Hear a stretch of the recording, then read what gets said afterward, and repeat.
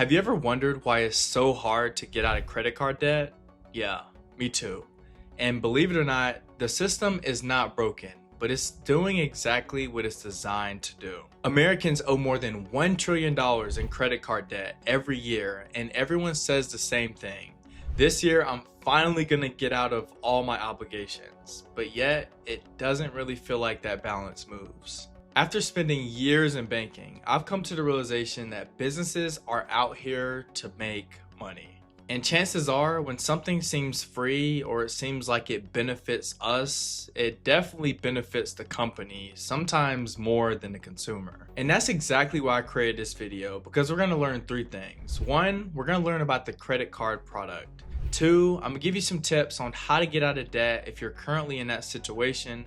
And most importantly, number three, I'm gonna show you how to stay out of the debt trap and then start building wealth to meet your financial goals. So without further ado, let's go ahead and jump right in. Point number one, how do credit cards keep you in debt?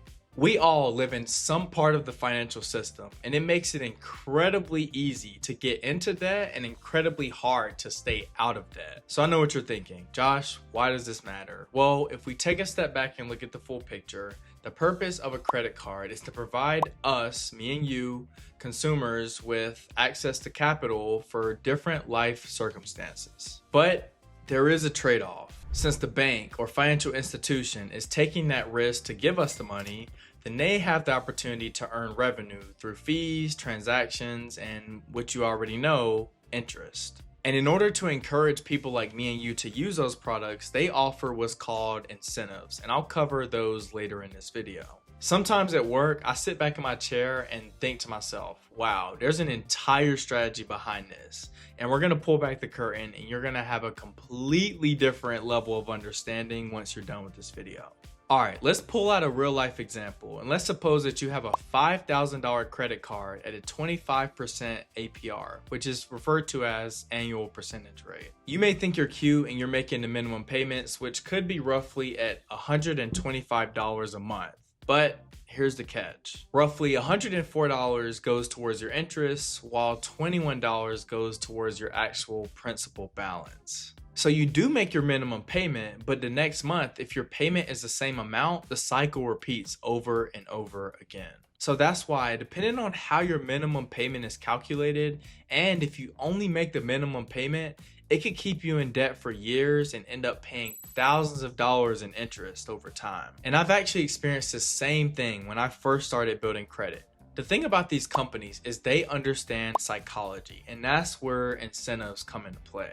Think about things like rewards, cashback, points, airline miles, and all of these things give you a reason to pull out your card and use it, and they know that. And that's why those 0% interest rate promotion offers feel so attractive, because you're like, okay, if I can use someone else's money for free for the next 12 to 18 months, why wouldn't I do it? And there's a similar approach to credit cards, but it's not exactly the same thing. It's called buy now, pay later.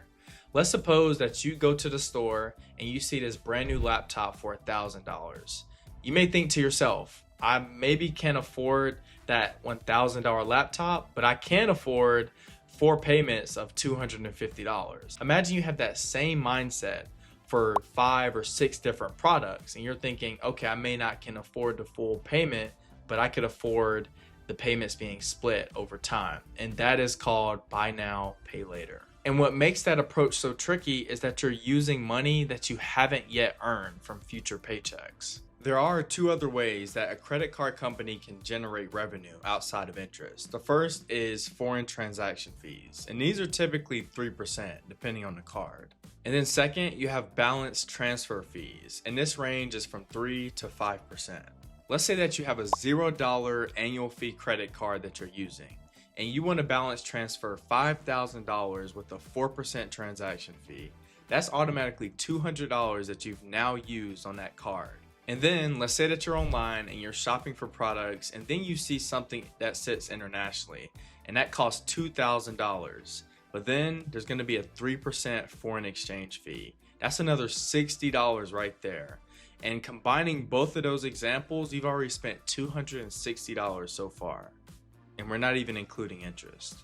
So now that you understand how the credit card system works, Let's now pivot and understand what you can do about it if you're in debt. There are two popular strategies that people typically use when paying off debt. Number one is the debt snowball, and number two is the debt avalanche. Number one is the snowball method, and this is when you pay off the smallest balance first while still making the minimum payments on your other credit cards. Let's say that you have 3 cards with balances on them every month. Card A has $500 with a 20% interest rate. Card B has $2,000 with a 25% interest rate. And lastly, Card C has $5,000 with a 29% interest rate. Based on the definition, you are going to target Card A because it does have the smallest balance regardless of the interest rate.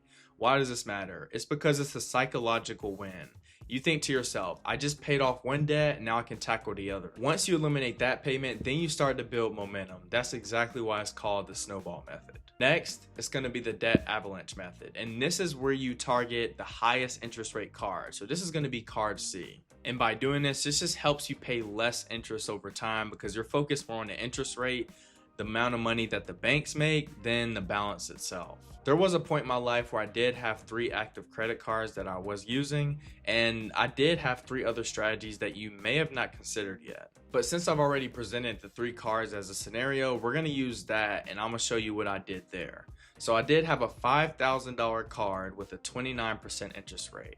But I also had another credit card with a 0% interest rate promotional offer that lasted 12 to 18 months. I couldn't remember when exactly it was. So I had a $5,000 credit card, Card C, and I'd also had a 0% interest rate promotional credit card that I wasn't using at the time.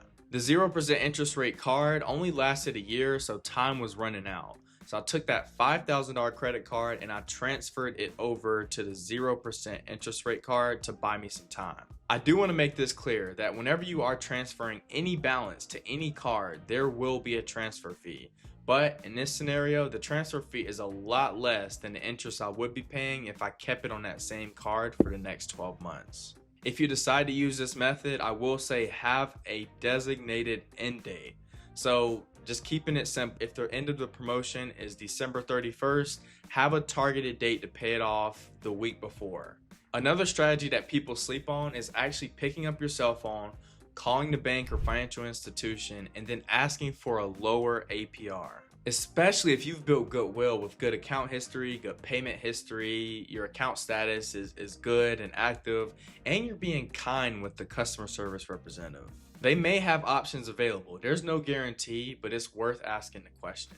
And lastly, a hardship program. This is where you call the bank, you do the same thing, but you say, hey, look, life is lifing right now. I really need your help. I had situations in my life to where I did ask for financial hardship assistance and they actually helped me. But the thing is I told them the truth. I didn't lie. I didn't come up with a story because these people are smart. They can pick up whenever you are lying.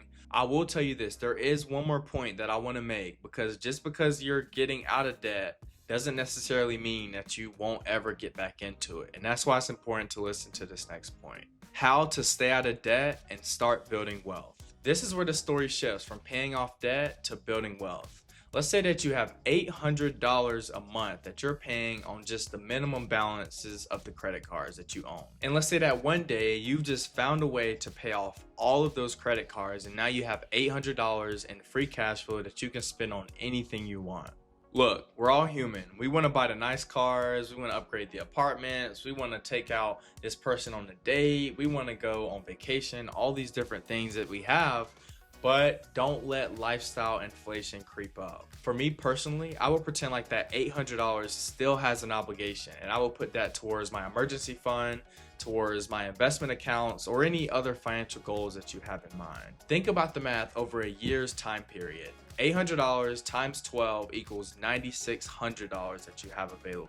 Let cash, which is your asset, to buy other assets in order to generate future returns for yourself. If you want to treat yourself, fine, but make it a one-time thing. Or if you want to take a small percentage of that $800 every single month, say $100, to do something that you enjoy, that's an investment as well. But please, please, please make sure that you use majority of the money to buy other assets to build wealth. And if you want specific investment strategies, check out my channel. I have plenty of content out there that can help you make that next decision. Here's another thing. Credit cards do not have to completely disappear from your life. And here's why. Because you can use your credit card strategically without having to close the accounts. Number one, treat your credit card like a debit card. And here's what that means. It basically means if you have $100 in your checking account, and you have $100 available to spend on your credit card, make sure that you're immediately able to transfer that balance over to buy that product or service that you desire. This is a mental model that'll keep you out of debt and spending money that you don't have. Number two, pay your statement in full without any balance to avoid accruing interest. If you can, try to pay it early before your billing statement arrives. And lastly, number three, if you have rewards, cash back, airline miles, bonuses, whatever incentive that you use, make sure that you use it strategically. A couple years ago, I did have a reward system to where I was earning around $100 a month, just paying expenses that I was already gonna pay using my credit card. I would then take that $100 and instead of treat myself, I would put it towards another credit card balance, or I would put it in my brokerage account. And now that account is still paying me today. Now you have no excuses. You understand how the credit card product works. You now have tips on how to get out of debt, and you have some simple strategies to continue to build your wealth journey. Like I said earlier, there's plenty of content on my channel that you can use in order to start building wealth. So I encourage you to check it out and then let me know your thoughts or let me know your favorite video. As always, let's stay locked in. I appreciate you watching. I hope you take care, and I'll see you in the next one.